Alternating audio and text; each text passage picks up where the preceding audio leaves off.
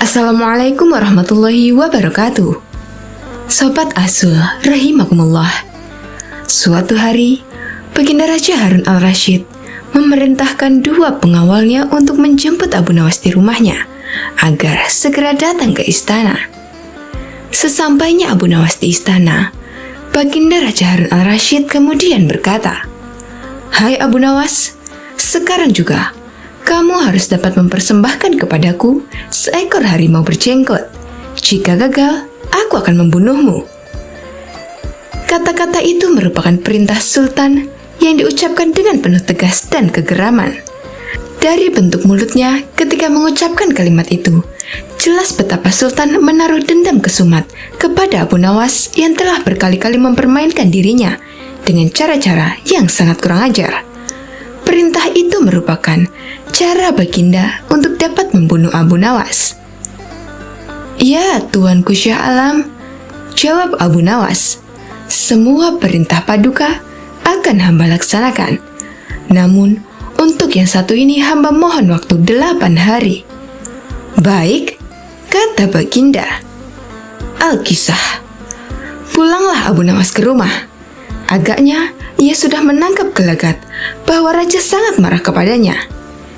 Dicarinya akal supaya dapat mencelakakan diriku agar terbalas dendamnya, pikir Abu Nawas. Jadi, aku juga harus berhati-hati. Sesampainya di rumah, dipanggilnya 4 orang tukang kayu dan disuruhnya membuat kandang harimau. Hanya dalam waktu 3 hari, kandang itu pun siap. Kepada istrinya, ia berpesan agar menjamu orang yang berjenggot yang datang ke rumahnya. Apabila Adinda dengar Kakanda mengetuk pintu kelak, suruh dia masuk ke dalam kandang itu, kata Abu Nawas sambil menunjuk kandang tersebut. Ia kemudian bergegas pergi ke musola dengan membawa sajadah. "Baik," kata istrinya. "Hai Abu Nawas, tumben kamu sholat di sini?" bertanya imam dan penghulu musola itu. "Sebenarnya, saya mau menceritakan hal ini kepada orang lain. Tapi kalau tidak kepada Tuhan penghulu, kepada siapa lagi saya mengadu?" jawab Abu Nawas. "Tadi malam, saya ribut dengan istri saya. Itu sebabnya saya tidak mau pulang ke rumah." Pucuk dicinta, ulam tu tiba, pikir penghulu itu. "Kubiarkan Abu Nawas tidur di sini dan aku pergi ke rumah Abu Nawas menemui istrinya. Sudah lama aku menaruh hati kepada perempuan cantik itu," ucap si penghulu dalam hatinya. "Hai Abu Nawas," kata si penghulu, "bolehkah aku menyelesaikan perselisihan dengan istrimu itu?" "Silahkan," jawab Abu Nawas. "Hamba sangat berterima kasih atas kebaikan hati Tuan." Maka pergilah penghulu itu ke rumah Abu Nawas dengan hati berbunga-bunga, dan dengan wajah berseri-seri diketuknya pintu rumah Abu Nawas. Begitu pintu dibuka, ia langsung mengambil istri Abu Nawas dan diajak duduk bersanding. "Hai Adinda, apa gunanya punya suami jahat dan melarat? Lagi pula, Abu Nawas hidupnya tak karuan. Lebih baik kamu jadi istriku. Kamu dapat hidup senang dan tidak kekurangan suatu apapun," ucap si penghulu. "Baiklah, kalau keinginan Tuan demikian," jawab istri Abu Nawas. Tak berapa lama kemudian, terdengar pintu diketuk oleh seseorang. Ketukan itu membuat penghulu beling satan. "Kemana aku harus bersembunyi?" ia bertanya kepada nyonya rumah. "Tuan penghulu, silakan bersembunyi di dalam kandang itu," jawab istri Abu Nawas. Ia lalu menunjuk kandang yang terletak di dalam kamar Abu Nawas. Tanpa pikir panjang lagi, penghulu itu masuk ke dalam kandang itu dan menutupnya dari dalam. Sedangkan istri Abu Nawas segera membuka pintu. Abu Nawas pun masuk ke dalam rumah. "Hai Adinda, apa yang ada di dalam kandang itu?" tanya Abu Nawas. "Tidak ada apa-apa suamiku," jawab istrinya. "Apa putih-putih itu?" tanya Abu Nawas. Lalu dilihatnya penghulu itu gemetar karena malu dan ketakutan. Setelah 8 hari, Abu Nawas memanggil 8 kuli untuk memikul kandang itu ke istana. Di Baghdad, orang gempar ingin melihat harimau berjenggot. Seumur hidup, jangankan melihat, mendengar harimau berjenggot pun belum pernah. Kini Abu Nawas malah dapat seekor. Mereka terheran-heran akan kehebatan Abu Nawas. Tetapi, begitu dilihat penghulu di dalam kandang, mereka tidak bisa bilang apa-apa selain mengiring kandang itu sampai ke istana, hingga menjadi arak-arakan yang panjang. Si penghulu malu bukan main. Tak lama kemudian, sampailah iringan-iringan itu ke dalam istana. "Hai Abu Nawas, apa kabar?" kata Baginda Sultan. "Apa kamu sudah berhasil mendapatkan harimau berjenggot?" "Dengan berkat dan doa tuanku, alhamdulillah hamba berhasil," jawab Abu Nawas. Maka dibawalah kandang itu ke hadapan Baginda. Ketika Baginda hendak melihat harimau tersebut, si penghulu memalingkan mukanya ke arah lain dengan muka merah padam karena malu. Akan tetapi, kemanapun ia meloleh, ke situ pula Baginda memelototkan matanya. Tiba-tiba Baginda menggeleng-gelengkan kepala dengan takjub, sebab menurut penglihatan beliau, yang ada di dalam kandang itu adalah penghulu musola.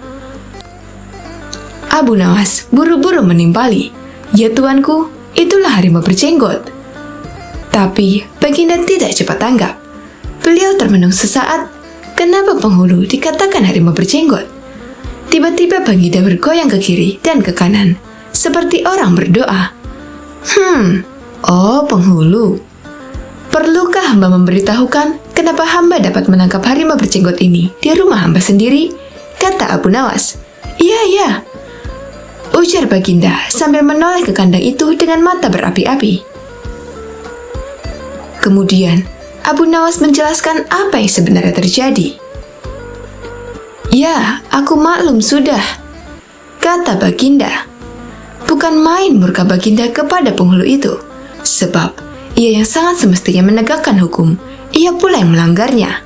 Ia telah berkhianat. Baginda segera memerintahkan punggawa mengeluarkan penghulu dari kandang dan diarak keliling pasar setelah sebelumnya dicukur segi 4, agar diketahui oleh seluruh rakyat betapa aibnya orang yang berkhianat.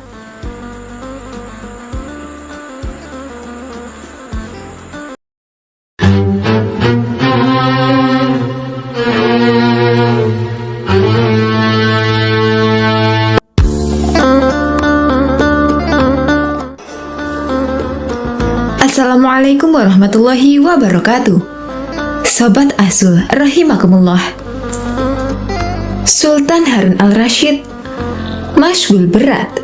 Konon penyebabnya sudah 7 bulan Abu Nawas tidak menghadap ke istana. Akibatnya suasana Balairung jadi lengang sunyi senyap. Sejak dilarang datang ke istana, Abu Nawas memang benar-benar tidak pernah muncul di istana. Mungkin Abu Nawas marah kepadaku, pikir Sultan. Maka diutuslah seorang punggawa ke rumah Abu Nawas. "Tolong sampaikan kepada Sultan, aku sakit hendak bersalin," jawab Abu Nawas kepada punggawa yang datang ke rumah Abu Nawas, menyampaikan pesan Sultan. "Aku sedang menunggu dukun beranak untuk mengeluarkan bayiku ini," kata Abu Nawas lagi sambil mengelus-ngelus perutnya yang buncit. "Ajaib benar," kata Baginda dalam hati setelah mendengar laporan punggawa setianya. "Baru hari ini aku mendengar kabar seorang lelaki bisa hamil dan sekarang hendak bersalin. Dulu mana ada lelaki melahirkan? Aneh." Maka timbul keinginan Sultan untuk menengok Abu Nawas. Maka berangkatlah dia diiringi sejumlah menteri dan para punggawa ke rumah Abu Nawas. Begitu melihat Sultan datang, Abu Nawas pun berlari-lari menyambut dan menyembah kakinya, seraya berkata, "Ya tuanku Syah Alam, berkenan juga rupanya tuanku datang ke rumah hamba yang hina ini." Sultan dipersilahkan duduk di tempat yang paling terhormat, sementara Abu Nawas duduk bersila di bawahnya. "Ya tuanku Syah Alam, apakah kehendak Duli Syah Alam datang ke rumah hamba ini? Rasanya bertahta selama bertahun-tahun, baru kali ini tuanku datang ke rumah hamba," tanya Abu Nawas. Aku kemari karena ingin tahu keadaanmu, jawab Sultan. Engkau dikabarkan sakit hendak melahirkan dan sedang menunggu dukun beranak. Sejak zaman nenek moyangku hingga sekarang, aku belum pernah mendengar ada seorang lelaki mengandung dan melahirkan. Itu sebabnya aku datang kemari. Abu Nawas tidak menjawab, ia hanya tersenyum. Coba jelaskan perkataanmu. Siapa lelaki yang hamil dan siapa dukun beranaknya? Tanya Sultan lagi. Maka dengan senang hati berceritalah Abu Nawas. Konon, ada seorang raja mengusir seorang pembesar istana.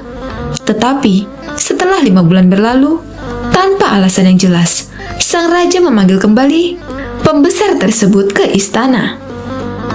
Ini ibarat hubungan laki-laki dan perempuan yang kemudian hamil tanpa menikah. Tentu saja, itu melanggar adat dan agama, menggegerkan seluruh negeri. Lagi pula, apabila seorang mengeluarkan titah, tidak boleh mencabut perintahnya lagi. Jika itu dilakukan, ibarat menjilat air ludah sendiri. Itulah tanda-tanda pengecut. Oleh karena itu, harus berpikir masak-masak sebelum bertindak. Itulah tamsil seorang lelaki yang hendak bersalin. Adapun dukun beranak yang ditunggu adalah Baginda kemari, kata Abu Nawas. Dengan kedatangan Baginda kemari, berarti hamba sudah melahirkan. Yang dimaksud dengan bersalin adalah hilangnya rasa sakit atau takut hamba kepada Baginda. Bukan begitu, kata Sultan. Ketika aku melarang kamu datang lagi ke istana, itu tidak sungguh-sungguh, melainkan hanya bergurau saja. Besok, datanglah engkau ke istana. Aku ingin bicara kepadamu. Memang di sana banyak menteri, tetapi tidak seperti kamu. Lagi pula selama engkau tidak hadir di istana, selama itu pula hilanglah cahaya balairungku. Segala titah Baginda, patik junjung tinggi tuanku, sembah Abu Nawas dengan ta'zim. Tetapi Sultan cuma menggeleng-geleng kepala, dan tidak berapa lama kemudian Sultan pun kembali ke istana dengan perasaan heran bercampur geli.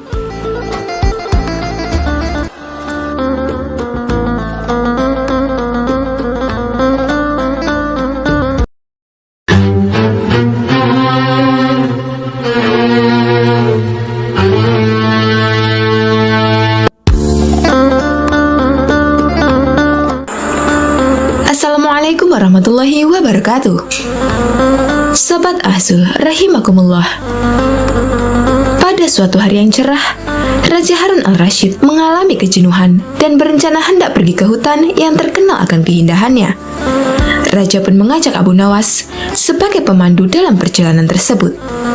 Siap paduka raja, kata Abu Nawas.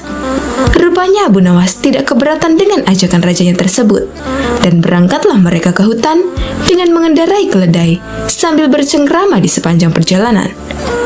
Tanpa terasa, mereka sudah menempuh hampir separuh perjalanan, dan tibalah mereka di pertigaan jalan yang jauh dari rumah penduduk. Mereka berhenti karena ragu ke arah mana hutan yang dituju. Setahu mereka, kedua jalan itu memang benar menuju hutan yang mereka tuju. Hutan wisata yang berisi binatang-binatang buas. Abu Nawas pun angkat bicara. Paduka, saya sarankan agar kita tidak usah meneruskan perjalanan. Kenapa wahai Abu Nawas? Kata paduka raja. Hamba berkata demikian karena kalau kita salah pilih jalan, jangan-jangan kita tidak pernah kembali lagi. Bukankah akan lebih bijaksana kalau kita meninggalkan sesuatu yang meragukan? Jawab Abu Nawas. Dalam kebimbangan, anak buah paduka raja yang masih merupakan teman Abu Nawas berkata, "Aku pernah mendengar ada 2 orang kembar yang hidup di semak-semak sebelah sana," kata ajudan. "Apakah engkau mengenalnya?" tanya Abu Nawas. "Tidak juga. Mereka adalah si yang memiliki rupa sangat mirip. Yang satunya selalu berkata jujur, dan satunya selalu berkata bohong," jawab ajudan. "Baiklah, kita istirahat dulu. Nanti kita menuju ke rumah si kembar," kata Abu Nawas. Abu Nawas, paduka raja, dan prajuritnya kemudian beristirahat sejenak sambil makan. Seusai makan, mereka menuju ke rumah si kembar bersaudara itu. Setelah pintu diketuk, maka keluar salah satu dari mereka. "Maaf, aku sangat sibuk hari ini. Engkau hanya boleh mengajukan satu pertanyaan saja, tidak lebih," kata dia. Abu Nawas pun mendekati salah satu si kembar yang beda sifat itu, dan mulai menanyakan jalan yang menuju hutan yang indah dan berbisik.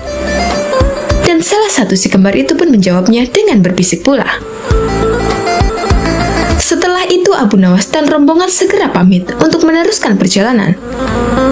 "Paduka Raja, hutan yang kita tuju, jalan sebelah kanan," kata Abu Nawas. "Bagaimana engkau bisa tahu harus ambil jalan arah kanan? Sedangkan kita tidak tahu apakah orang yang kita tanya tadi orang yang selalu berkata benar atau berkata bohong," tanya Paduka Raja. "Wahai Paduka, orang yang aku tanyai tadi menunjukkan jalan sebelah kiri," kata Abu Nawas. Paduka Raja masih juga belum mengerti dengan perkataan Abu Nawas. "Apa maksudnya?" tanya Raja. "Karena orang itu menunjukkan jalan sebelah kiri," jawab Abu Nawas. "Coba jelaskan kepadaku," tanya Raja. "Tadi aku bertanya ke orang itu, apakah yang akan dikatakan saudaramu bila aku bertanya jalan mana yang menuju hutan yang indah? Dan dia menjawab sebelah kiri. Dengan pertanyaan itu, siapapun yang aku tanya, entah si kembar yang selalu berbohong maupun si kembar yang selalu berkata jujur, pasti akan menjawab sebelah kiri."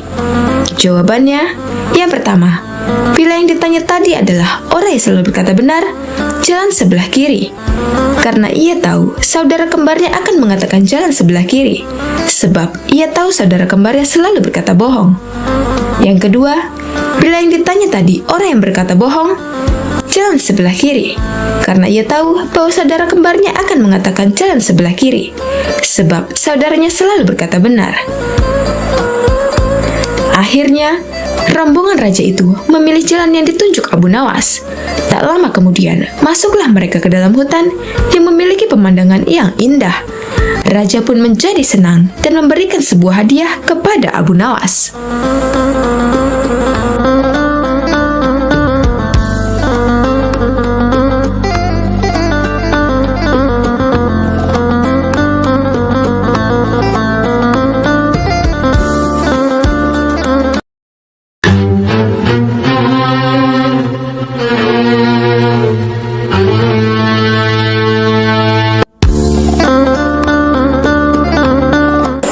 Assalamualaikum warahmatullahi wabarakatuh. Sobat Ahzul rahimakumullah. Abu Nawas memang cerdik. Meskipun tak mempunyai kemampuan untuk melaksanakan titah sang raja, namun dia selalu berhasil melaksanakan tugasnya. Dan hadiah selalu menanti. Sungguh rezeki yang tak disangka. Suatu ketika, Abu Nawas diundang oleh Raja Harun al-Rashid untuk makan bersama. Maka berangkatlah para pengawal kerajaan untuk menjemput Abu Nawas di rumahnya. Tak berapa lama kemudian, Abu Nawas telah sampai di istana dengan pakaian sederhana. Abu Nawas langsung diajak berbincang di sebuah pendopo dengan berbagai jamuan makan lengkap dengan minuman yang segar. Melihat begitu banyaknya makanan, Abu Nawas pun sangat lahap menyantap makanan yang dihidangkan kepadanya. Sementara itu Raja masih meneruskan perbincangannya dengan Abu Nawas tentang kekuasaannya. Raja Harun bercerita kepada Abu Nawas terkait dengan luasnya wilayah yang telah dipimpinnya. Namun Abu Nawas nampak tidak menggubris, malah dia sibuk dengan makanan yang tersaji di hadapannya. Tak lama kemudian, Raja mulai melontarkan berbagai pertanyaan kepada Abu Nawas. "Hai Abu Nawas, kalau setiap benda ada harganya, berapakah harga diriku ini?" tanya Raja. Abu Nawas yang masih dalam kondisi kekenyangan setelah makan, menjawab sekenanya tanpa berpikir panjang. Hamba kira mungkin sekitar 100 dinar saja, Paduka," jawab Abu Nawas. "Terlalu sekali engkau, Abu Nawas. Harga sabuku saja 100 dinar," bentak Raja. "Tepat sekali, Paduka. Memang yang saya nilai dari diri Paduka hanya sebatas sabuk itu saja," ujar Abu Nawas. karena merasa tak ingin dipermalukan oleh Abu Nawas karena kecerdikannya. Kali ini raja tidak mau lagi mengambil resiko dengan beradu pendapat padanya. Oleh karena itu, Abu Nawas diajak menuju ke tengah-tengah prajuritnya yang merupakan ahli bela diri dan ketangkasan. Ayo Abu Nawas, di hadapan para prajuritku, tunjukkanlah kemampuan memanahmu. Panahlah sekali saja. Kalau panahmu dapat mengenai sasaran, hadiah akan menantimu. Tapi kalau gagal, engkau akan aku penjara, kata raja. Abu Nawas pun bergegas mengambil busur dan anak panah. Dengan memantapkan hati, Abu Nawas membidik sasaran dan mulai memanah. Namun panahnya meleset dari sasaran. Dari pengamatan saya, ini adalah gaya memanah para makalar tanah, ujar Abu Nawas untuk menutupi kelemahannya. Sesaat kemudian, Abu Nawas mencabut sebuah anak panah lagi dan membidik sasaran. Lagi-lagi, anak panah yang dibidikkan itu melesat terlalu jauh dari sasaran. Kalau yang ini Paduka, ini gaya juragan buah kalau sedang memanah, sahut Abu Nawas untuk menutupi kelemahannya yang kedua. Untuk yang ketiga kalinya, Abu Nawas kembali mencabut anak panah dan mulai membidiknya. Namun kali ini, kebetulan anak panah yang dibidiknya mengenai sasaran. Nah, yang ini Paduka, ini baru gaya Abu Nawas kalau sedang memanah. Saya pun menunggu hadiah yang Paduka janjikan, kata Abu Nawas dengan gembira. Dengan tak bisa menyembunyikan tawanya, Paduka Raja lantas memberikan hadiah kepada Abu Nawas. Dengan kecerdikannya bermain kata-kata yang masuk logika, akhirnya Abu Nawas mendapatkan hadiah. Dia pun langsung memohon diri karena tak sabar untuk memberikan hadiah itu kepada istrinya. Wallahu a'lam bishawab.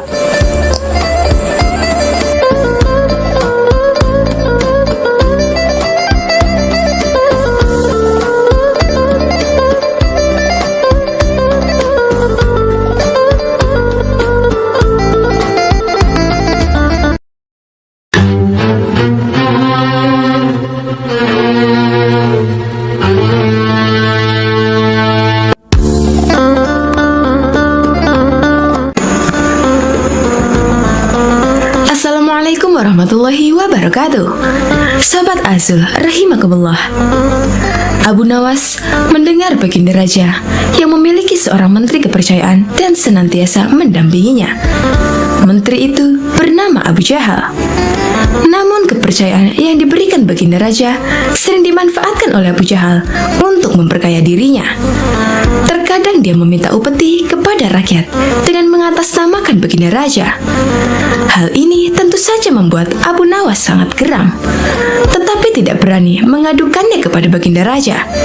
Sebab dengan kedudukan yang dimiliki, Abu Jahal bisa saja memutarbalikkan fakta dan menuduh Abu Nawaslah pelakunya. Seiring berjalannya waktu, penasihat istana meninggal dunia. Baginda raja sangat kehilangan dan belum bisa menemukan penggantinya.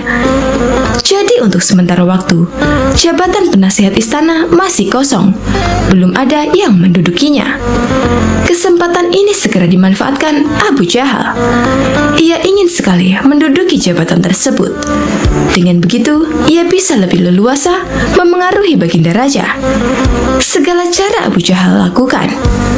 Di depan baginda raja, Abu Jahal terus mencari muka agar terpilih menjadi penasihat istana. Tapi sayangnya, ambisi Abu Jahal ini harus kandas di tengah jalan. Karena tidak berapa lama, baginda raja justru memilih Abu Nawas untuk jadi penasihat istana. Keputusan baginda raja ini tentu saja membuat Abu Jahal kecewa, sehingga ia menaruh dendam kepada Abu Nawas. Suatu hari, ketika Abu Jahal melihat Abu Nawas sedang duduk bersama baginda raja, timbul pemikiran di kepalanya. Seharusnya aku yang ada di tempat tersebut. Abu Nawas tidak pantas duduk di situ. Abu Nawas itu apa dia? Tidak mampu mengurus masalah kerajaan. Pantasnya dia jadi pelawak istana. Gerutu Abu Jahal dalam hatinya. Merasa kecewa dengan keputusan Baginda Raja, Abu Jahal lalu menyampaikan keberatannya. Pada suatu hari, saat Baginda Raja sedang duduk sendirian di singgasananya, Abu Jahal menghadap dan berkata, "Ampun Paduka yang mulia, hamba izin menghadap Baginda Raja." Baginda Raja terkejut melihat Abu Jahal yang tiba-tiba menghadapnya. "Ada apa Abu Jahal? Apa yang ingin kau sampaikan?" tanya Baginda Raja. "Ampun Paduka yang mulia, hamba rasa Abu Nawas tidak pantas menjabat sebagai penasihat istana. Karena menurut hamba, dia tidak tahu apa-apa soal negara. Abu Nawas itu apa keahliannya? Cuma melucu saja," tutur Abu Jahal. "Tapi, bukankah Abu Nawas terkenal cerdas? Dia juga seorang yang jujur," ujar Baginda Raja. "Apakah Paduka sudah meragukan kejujuran saya?" tanya Abu Jahal. "Bukan seperti itu. Kamu kan sudah menduduki jabatan Menteri Istana. Jadi wajar kalau Abu Nawas yang mengisi jabatan penasihat istana," jawab Baginda Raja. "Tapi hamba lebih berpengalaman Paduka yang mulia, apalagi mengenai kenegaraan. Hamba juga ahli berperang, tubuh hamba kekar dan perkasa. Lalu hamba sudah lama berbakti kepada Baginda Raja. Hamba rasa hambalah yang lebih pantas menjadi penasihat istana," ucap Abu Jahal. Melihat ambisi Abu Jahal yang begitu besar ingin menjadi penasihat istana, Baginda Raja akhirnya membuat keputusan. Ia ingin mengadakan sayembara antara Abu Nawas dan Abu Jahal. Maka dipanggillah Abu Nawas untuk datang ke istana. Singkat cerita, Abu Nawas pun menghadap Baginda Raja. "Ampun Paduka yang mulia, ada gerangan apa memanggil hamba?" tanya Abu Nawas. "Hai Abu Nawas, Abu Jahal sangat menginginkan jabatan penasihat istana. Dia minta supaya jabatanmu diganti olehnya. Tapi aku juga tidak mungkin memecatmu begitu saja. Biar adil, maka aku putuskan akan mengadakan sayembara untuk kalian berdua. Siapa yang menjadi pemenangnya, maka dialah yang berhak jadi penasihat istana," jelas Baginda Raja. Sejenak Abu Nawas terdiam dan berpikir, Abu Jahal pasti punya rencana busuk. Jangan sampai dia jadi penasihat istana. Bisa-bisa rakyat makin miskin, tertindas oleh kelakuannya, pikir Abu Nawas. "Ampun Paduka yang mulia, kalau boleh tahu, sayembara apa yang hendak diberikan?" tanya Abu Nawas. "Aku ingin masing-masing dari kalian membawakan satu gentong air laut, tapi yang rasanya tawar," perintah Baginda Raja. Abu Nawas dan Abu Jahal langsung terkejut mendengar permintaan Baginda Raja yang aneh itu. "Sekarang pulanglah kalian berdua dan besok kembali ke sini dengan membawa air laut yang rasanya tawar," kata Baginda Raja. Sesampainya di rumah, Abu Nawas terus memikirkan dan mencari tahu keberadaan laut yang airnya tawar. Mana ada air laut yang rasanya tawar? Orang secerdik apapun tidak akan bisa melakukannya, pikir Abu Nawas. Sementara itu Abu Jahal mulai berbuat curang. Ia memasukkan air sumur ke gentong untuk dibawanya ke istana. Baginda Raja pasti percaya, meskipun aku berkata bohong, karena aku tahu aku adalah menterinya yang paling dipercaya, kata Abu Jahal dalam hatinya. Keesokan harinya, Abu Nawas dan Abu Jahal datang ke istana dengan membawa gentong masing-masing. "Bagaimana? Apa kalian sudah mendapatkan airnya?" tanya Baginda Raja. "Sudah, Paduka yang mulia," jawab Abu Jahal dan Abu Nawas serempak. Kemudian Abu Jahal maju lebih dulu, menyerahkan gentongnya. "Ini Paduka, air laut permintaan Paduka," ucap Abu Jahal. Baginda Raja lalu mencicipi air yang dibawa Abu Jahal. "Bagus Abu Jahal, air ini rasanya tawar. Tapi benarkah ini berasal dari laut?" tanya Baginda Raja. "Benar sekali Paduka, hamba sengaja mengambilnya dari laut yang tidak diketahui oleh banyak orang," jawab Abu Jahal penuh percaya diri. Sekarang tibalah giliran Abu Nawas menyerahkan gentong miliknya. Ketika Baginda Raja mencicipi air yang ada di gentong Abu Nawas, ia pun langsung berkata, "Hai Abu Nawas, kenapa rasanya masih asin dan getir? Yang aku minta, air laut yang rasanya tawar." ucap Baginda Raja. Ampun Paduka yang mulia, tapi memang begitulah rasa air laut, balas Abu Nawas. Baiklah, karena lomba ini dimenangkan Abu Jahal, tentu dia yang akan menjadi penasihat istana, tutur Baginda Raja. Mendengar itu, Abu Jahal sangat kegirangan, sudah tidak sabar ingin menduduki jabatan tersebut. Ternyata sangat mudah mengelabui Baginda Raja, pikir Abu Jahal. Tapi tiba-tiba Baginda Raja kembali berkata, "Hai Abu Jahal, di mana kamu menemukan laut yang airnya tawar? Antarkan aku ke sana sekarang. Aku ingin mandi di sana," titah Baginda Raja. Seketika wajah Abu Jahal menjadi pucat, tubuhnya lemas dan gemetaran. "Anu Paduka yang mulia, hamba kenapa? Kalau kamu tidak bisa membuktikannya, berarti kamu telah membohongiku," ucap Baginda Raja. "Ampun Paduka yang mulia, air yang hamba bawa memang bukan air laut, tapi air dari sumur," kata Abu Jahal ketakutan. "Kamu lancang Abu Jahal, kamu kira aku anak kecil yang mudah dikelabui? Karena kamu telah berani berbohong, maka sebagai hukumannya, kamu bukan hanya gagal jadi penasihat istana, tapi juga akan dipecat dari menteri. Kamu juga harus menjalani hukuman penjara," bentak Baginda Raja. Kemudian Baginda Raja memerintahkan beberapa pengawal untuk menangkap Abu Jahal dan memasukkannya ke penjara. Kini tinggallah Abu Nawas di hadapan Baginda Raja. "Hai Abu Nawas, bukankah kamu terkenal cerdik? Bisa saja kamu membohongiku, dan dengan kecerdikanmu itu, kamu tentu bisa menutupi kebohonganmu. Tapi kenapa kau tidak lakukan?" tanya Baginda Raja. "Ampun Paduka yang mulia, hamba memang cerdik, tapi hamba bukan pembohong. Secerdik apapun manusia, tidak akan ada yang bisa mengubah rasa air laut menjadi tawar," terang Abu Nawas. "Kamu benar Abu Nawas, itulah orang yang saya cari untuk menduduki jabatan sebagai penasihat istana, cerdik dan juga jujur," kata Baginda Raja tersenyum puas. Wallahu a'lam bishawab.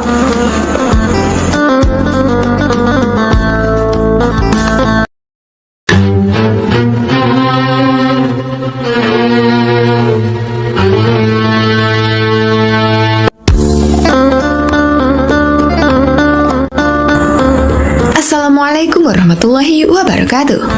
Sobat Asul rahimakumullah.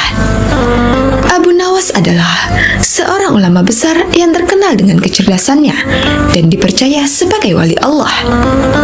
Di suatu hari, Baginda Raja Harun al-Rashid merasakan sakit di seluruh anggota badannya. Bahkan, untuk berjalan saja terasa berat. Akhirnya Baginda Raja memanggil tabib istana untuk mengobatinya. Tapi ternyata hasilnya nihil, lantaran tabib istana hingga tabib sekota Baghdad tak bisa mengobatinya. Akhirnya, Raja Harun al-Rashid membuat sayembara untuk para tabib agar bisa menyembuhkan penyakitnya. Barang siapa yang bisa mengobati penyakit Baginda Raja akan diberi hadiah uang emas yang banyak. Sayembara tersebut pun menyebar di seluruh kota. Banyak para tabib yang akhirnya ikut mengadu nasib untuk mengobati Baginda Raja. Abu Nawas yang mendengar sayembara itu pun tertarik untuk mencobanya. Padahal ia sama sekali tidak mempunyai kemampuan untuk mengobati. Hari yang ditunggu pun telah tiba. Abu Nawas menghadap raja untuk mencoba mengobatinya. "Abu Nawas, rupanya engkau ikut pula dalam sayembara yang kuadakan ini," kata raja. "Benar Baginda," kata Abu Nawas. "Apa kamu bisa mengobati penyakitku ini?" tanya Raja Harun al-Rashid. "Hamba akan mencobanya Baginda. Hamba akan mencoba menerapkan cara-cara yang belum pernah dilakukan oleh tabib lainnya," jawab Abu Nawas meyakinkan. Abu Nawas kemudian meminta Raja Harun al-Rashid untuk menerangkan penyakit apa yang dideritanya agar bisa memberikan tindak lanjut. Baginda Raja Harun al-Rashid pun menerangkan jika tubuhnya terasa nyeri, tangan dan kakinya terasa pegal-pegal. Setelah memeriksa, Abu Nawas tak langsung mengobatinya. Ia meminta waktu 2 hari kepada Raja Harun al-Rasyid untuk meramu resep obat terbaik untuknya. Di bawah pohonnya rindang, Abu Nawas terus berpikir resep untuk sang baginda. Maklum saja, Abu Nawas bukanlah tabib, sehingga ia pun bingung harus memberikan resep apa untuk baginda raja. Sambil duduk dan berpikir, dari kejauhan ia melihat seorang kakek tua yang masih sibuk sendirian memetik buah-buahan di kebun kurma. Abu Nawas yang heran langsung mendekati kakek tersebut. Setelah bercakap-cakap dengan kakek tersebut, Abu Nawas mendapat jawaban. Kakek tersebut menjadikan aktivitas memetik buah sebagai kesibukan. Jika tak ada kesibukan tersebut, malah merasa badannya pegal-pegal. Dari pertemuan tersebut, akhirnya Abu Nawas menemukan penyebab sakitnya baginda raja. Esok harinya, Abu Nawas pun menghadap baginda Raja Harun al-Rasyid. "Hai Abu Nawas, belum 2 hari kau sudah menghadapku. Mana obat untukku?" tanya Raja Harun al-Rasyid.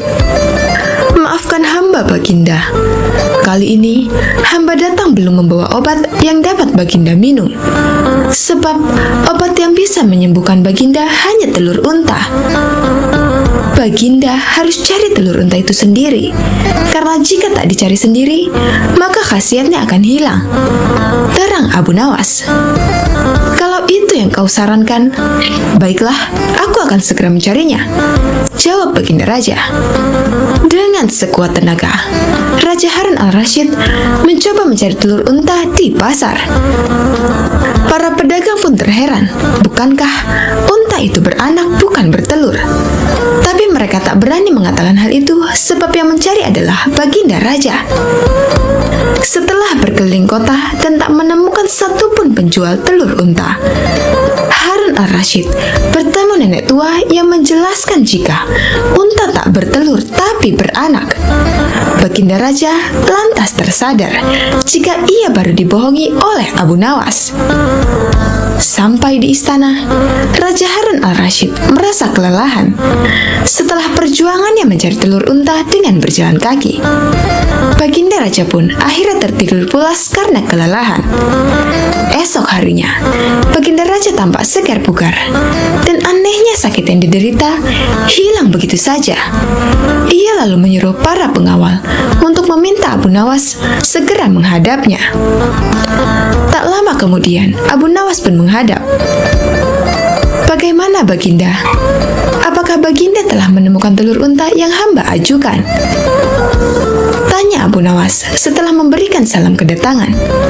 "Rupanya, engkau telah mempermainkanku ya?" jawab baginda. "Apa yang baginda maksud?" tanya Abu Nawas. "Engkau menyuruhku mencari telur unta, padahal unta tak bertelur, melainkan beranak," terang Raja Harun al-Rasyid. Abu Nawas kemudian menceritakan pertemuannya dengan kakek tua, hingga ia memperoleh hikmah bahwa anggota badan yang tak pernah digerakkan akan membuat orang sakit. Pengalaman itulah yang ingin diterapkan Abu Nawas kepada bagindanya, supaya baginda raja tidak hanya memerintah tetapi juga bergerak. Tentu saja baginda tidak akan menemukan telur unta, sebab tidak akan mungkin ada unta yang bertelur. Tapi, bukankah baginda sekarang sudah merasa lebih enakan? Tanya Abu Nawas setelah memberikan penjelasan. "Benar, apa yang kau katakan itu benar Abu Nawas," jawab raja yang tak lagi marah mendengar jawaban Abu Nawas.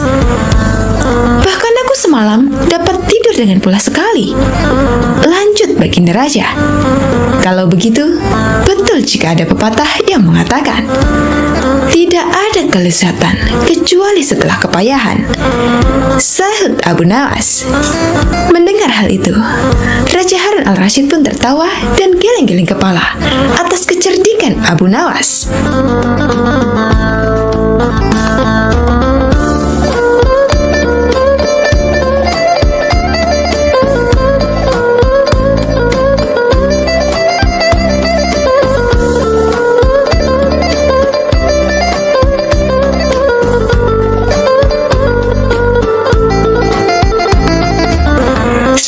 Rasul rahimakumullah. Ada berbagai macam cerita lucu dari Abu Nawas yang sering diceritakan ulang. Salah satunya adalah tentang berpuasa. Seperti dalam kisah kocak lainnya tentang sang pujangga, ada saja akal cerdik yang ia lakukan. Kali ini, dirinya yang tengah berpuasa hendak dikerjai oleh dua sahabatnya yang tidak berpuasa. Kira-kira, akal seperti apakah yang ia lakukan untuk menghadapi kedua sahabatnya itu? Daripada penasaran, langsung saja kita simak cerita lucu Abu Nawas tentang berpuasa. Alkisah. Pada suatu siang di bulan Ramadan, rumah Abu Nawas dikunjungi oleh kedua sahabatnya. Layaknya umat Islam lain, ia juga berpuasa. Namun tidak begitu dengan kedua temannya. Kedua sahabatnya itu datang ke rumah sang pujangga dengan tujuan untuk bersekongkol mengerjainya. Assalamualaikum, ucap kedua sahabat nyaris bersamaan. Abu Nawas, mengapa kamu di rumah saja? Ayo kita ngabuburit. Tanpa berpikir apa-apa, Abu Nawas mengiyakan ajakan mereka untuk mengisi waktu sembari menunggu berbuka puasa. Namun, siapa sangka kedua temannya itu justru mengajaknya pergi ke sebuah tempat makan. Karena kebaikan hatinya, sang pujangga Arab itu tidak protes sama sekali. Ia ikut saja masuk ke dalam tempat makan tersebut. Meskipun begitu, karena tengah berpuasa, ia bertekad tidak akan ikut makan. Untungnya, kedua temannya itu membeli makan untuk dibawa pulang, bukan makan di tempat. Rupanya, kedua temanku ini sangat menghormatiku yang sedang berpuasa. Meskipun tidak berpuasa, tapi mereka tidak makan langsung di tempat makan itu, melainkan membawa makanannya pulang, pikir Abu Nawas. Setelah selesai membeli makanan, mereka bertiga menuju ke rumah salah seorang sahabat. Kebetulan saja, ketika sampai di sana, azan maghrib baru saja berkumandang. Wah, sudah waktunya berbuka puasa, ucap Abu Nawas. Batalkan saja dahulu puasamu dengan minum, ucap salah satu temannya. Sang pujangga pun segera minum, kemudian menunggu ditawari makan bersama. Jangan lupa sholat dulu, ucap temannya yang lain. Nanti kamu ketinggalan jatah waktu sholat maghrib. Benar juga, jawab Abu Nawas. Ia kemudian mengambil air wudhu dan menjalankan ibadah sholat maghrib.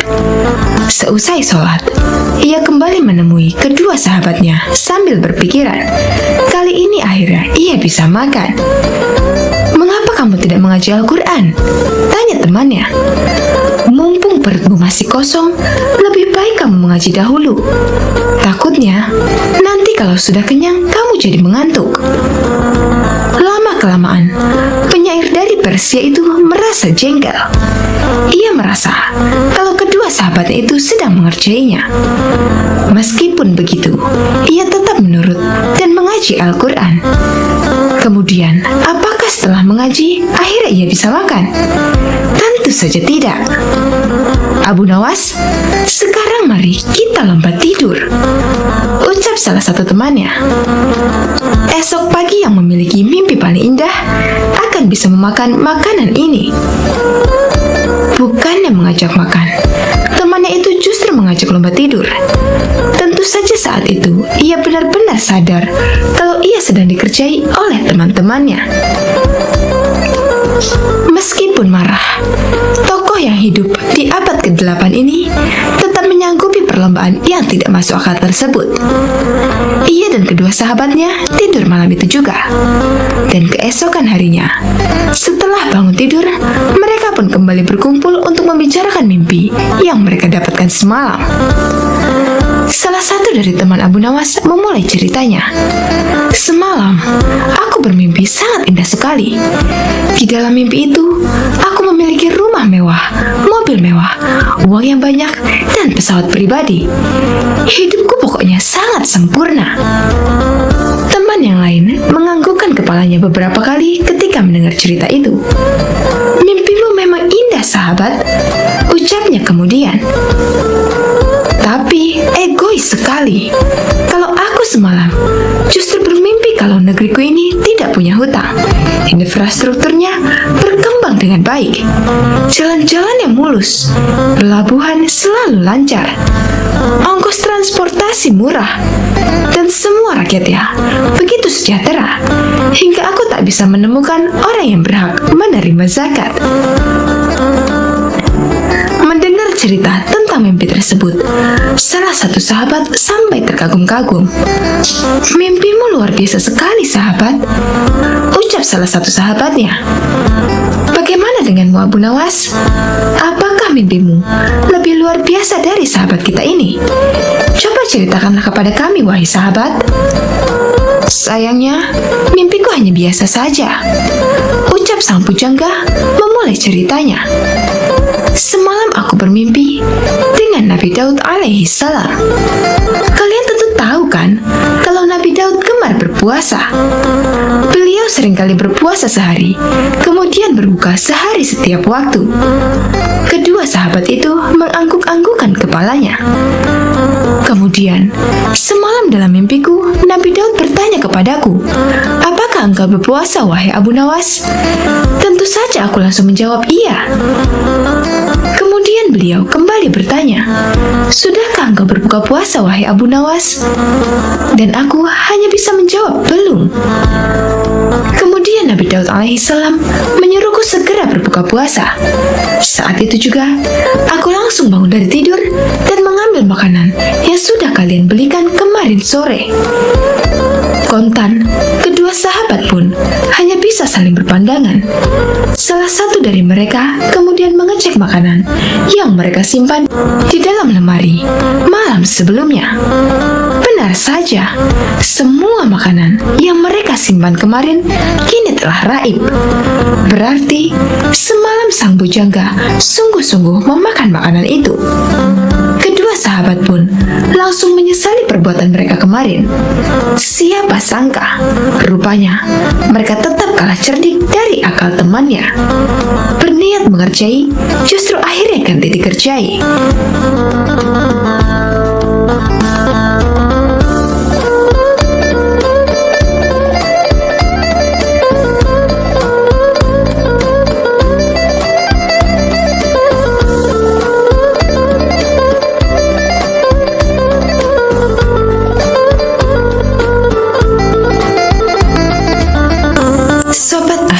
Rahimakumullah.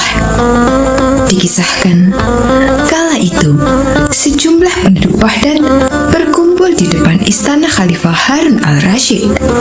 Sebagian berteriak dan meminta agar Abu Nawas segera ditangkap.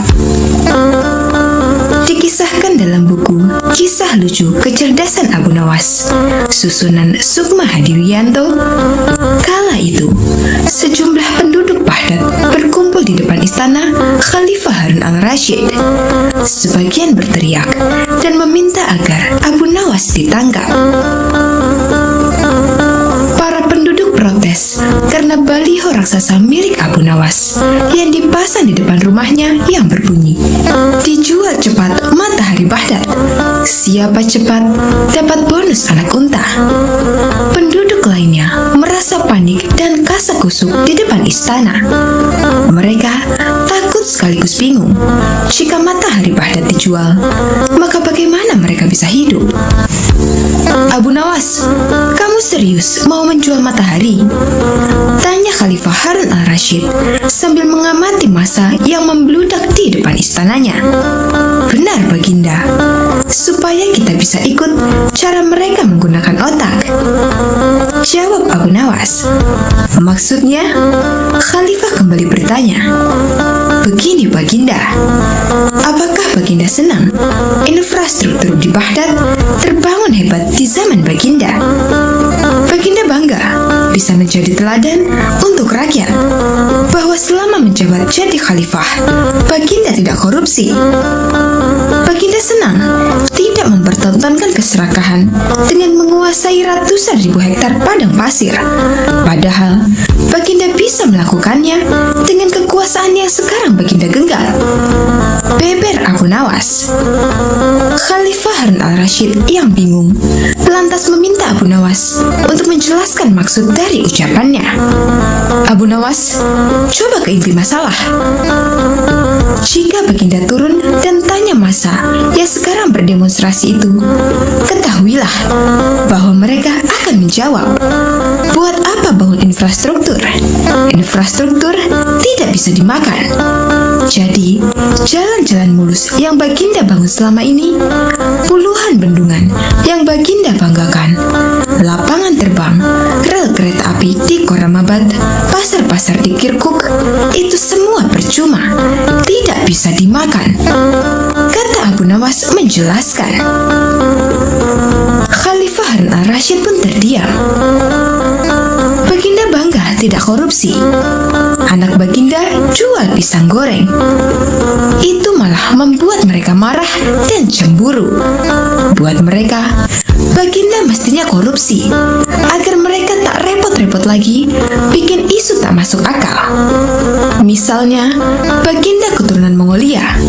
Baginda memusuhi ulama. Baginda membiarkan partai Bans yang sudah dilarang tumbuh lagi. Wah, pokoknya banyak Baginda.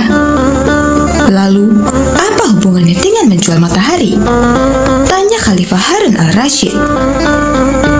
Abu Nawas kemudian menjelaskan apa yang dianggap Khalifah Harun sebagai prestasi nasional justru dianggap pemborosan dan membebani negara karena mereka terbiasa melihat prestasi yang ada di ruang gelap. Di ruang gelap, gadis cantik tak terlihat. Sebatang emas bisa dianggap besi. Tapi, kalaupun mata mereka tak melihat di ruang gelap, bukankah telinga mereka dapat mendengar? Hati mereka terbuka. Bagaimana mungkin mereka menuduhku memusuhi ulama, padahal wakilku sekarang adalah ulama besar? Jikapun mereka tak suka aku, bukankah kepada mereka sekarang aku sodorkan ulama yang dulu mereka klaim mereka bela? Mengapa sekarang mereka tinggalkan? Abu Nawas kemudian berkata, Baginda, itulah enaknya melihat dunia di ruang gelap sambil terbalik. Kita bisa menikmati apa yang mereka nikmati selama ini. Baginda tidak capek berpikir rasional. Khalifah Harun al-Rashid kembali terdiam. Abu Nawas lanjut menjelaskan, percayalah Baginda, hanya dengan melihat segala sesuatu di kegelapan, Baginda akan paham mengapa selama ini mereka melihat infrastruktur megah, pemerataan pembangunan di daerah tertinggal, semuanya sama sekali tidak berguna, karena tak bisa dimakan. Mohon jangan katakan, infrastruktur memang tak bisa dimakan. Tapi dengan infrastruktur, kita semakin mudah mencari makan. Itu cara berpikir rasional dan normal, Paduka. Massa di depan istana semakin membludak. Khalifah Harun al-Rashid masih terdiam. Ia lantas memberi isyarat membenarkan ucapan Abu Nawas. Jadi, boleh saya menjual matahari? Kisah ini menunjukkan bahwa Abu Nawas sebagai pribadi yang cerdas dan peduli. Mimpi